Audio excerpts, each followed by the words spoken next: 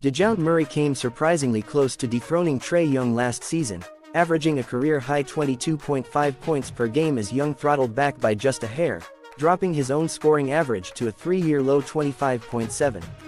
It wasn't enough to prevent Young from leading the Hawks in scoring for a fifth straight season.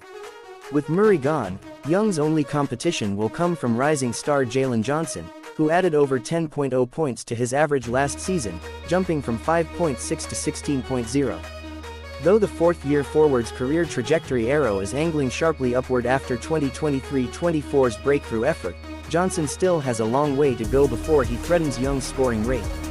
Defenses will once again key all of their backcourt defensive attention on Young, but he's used to that. He was a nightly focal point of every opponent when he led the NBA in total points back in 2021-22. Assuming he stays healthy, Young has a real shot to repeat that feat next year. It's a credit to the Houston Rockets' depth of talent that any one of four players could finish the season as the team's leading scorer. That number could even be as high as 5 if you think Cam Whitmore, whose 23.7 points per 36 minutes were the highest on the team last year, will somehow find enough playing time. The real contenders are last year's leader Alperen Sengun, Jalen Green, Fred VanVleet and Jabari Smith Jr., whose progress as a spacer and potential role as a small ball 5 could unlock exciting new gains in his game. Green's 2023-24 season was defined by a scorching late-season run when he racked up 27.7 points per game in March. That surge was the main reason Green averaged more points than Sengun after the All-Star break. Sengun was out for much of Green's hot stretch, which raises larger questions about how well those two fit together. Fortunately, we don't have to answer those here. Sengun's passing and post-game make him the better offensive player, and he will have the ball a ton as a hub of Houston's attack. But Green's incredible athleticism, developing shooting stroke and general scoring instincts make him the choice in a very close race. Jimmy Butler's absence is conspicuous here, as he's been the Miami Heat's leading scorer every year since he arrived in 2019-20. It's not like he's been threatening for the league-wide scoring title over these last 5 seasons, though. That leaves an opening for Bam Adebayo, who's 7 years younger than Butler and keeps adding layers to his offensive game. Last year, Adebayo dipped his toe a little deeper into the three-point waters, getting up 0.6 threes per game, about 3 times higher than his previous career best, and hitting them at an intriguing 35.7% clip.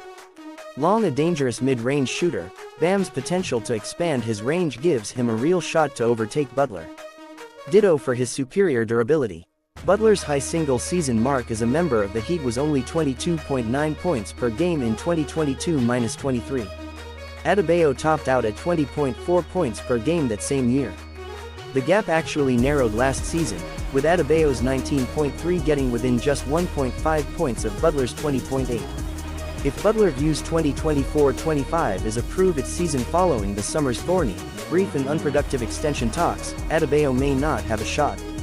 But if Butler's mild decline continues and/or his commitment wavers ahead of possible free agency next offseason, we could see a changing of the guard in the scoring leader department. Zion Williamson won't be fighting as a middleweight anytime soon, but the offseason visuals are still promising. The two-time All-Star's commitment to conditioning, which may have started after an embarrassing and much criticized in-season tournament performance last year, is yielding encouraging results. DeJounte Murray comes aboard as another scorer for the New Orleans Pelicans, joining Brandon Ingram for now and C.J. McCollum, both of whom are on long, uninterrupted runs of averaging at least 20.0 points per game over the last several seasons.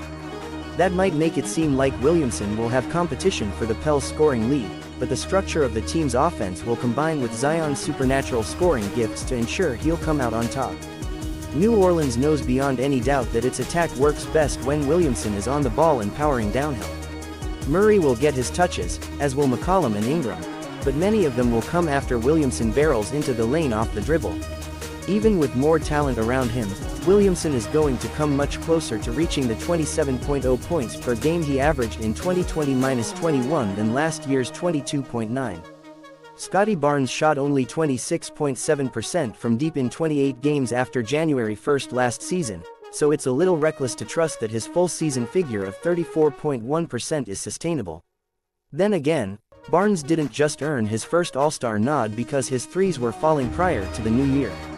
He made gains in free throw rate and two-point accuracy while also finishing absolutely everything, 73.3%, at the rim. Given Barnes' athleticism and penchant for trying to dunk anything he possibly can, we should expect an increasing number of points generated at close range and at the foul line. The Toronto Raptors moved on from OG Anunoby and Pascal Siakam midway through Barnes' breakout year, and while some of that decision was financial, at least part of it owed to faith that Barnes was a viable cornerstone. The max rookie scale extension he signed over the summer was further proof of that belief. Emmanuel Quickley and RJ Barrett are both capable offensive starters, and Grady Dick has shown signs of hitting that level as soon as this season. But this is Barnes' team. He's going to get the lion's share of shots, and he showed enough last season to suggest another step forward is in the cards.